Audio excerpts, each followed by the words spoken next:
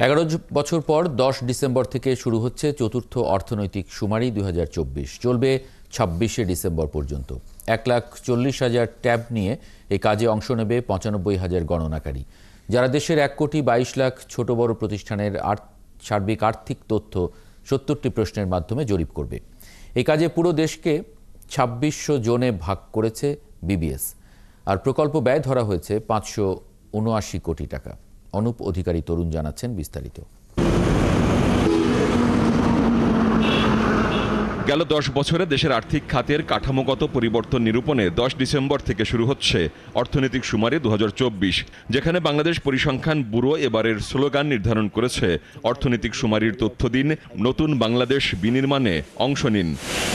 ইউনিটের প্রকার ও আকার এবং শিল্পের ধরন, মালিকের বয়স, শিক্ষাগত যোগ্যতা, জনবল, উৎপাদিত দ্রব্য, বাজারজাতকরণ, মূলধন, বিনিয়োগ, স্থায়ী সম্পদ, পরিবেশগত ব্যবস্থাপনা, ই-কমার্স নিয়ে 70টি প্রশ্নের উত্তর জানবেন 95,000 গণনাকারী।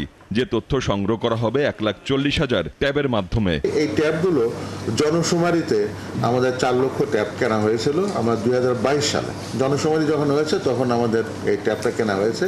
জনশুমারি থেকে এই ট্যাবটা আমরা পেয়েছি, রিইউজ করছি আমরা। 1,40,000 ট্যাব আমাদেরকে অ্যাসাইন করেছে জনশুমারি থেকে, নতুন কিনে আমরা কিনিনি ট্যাব।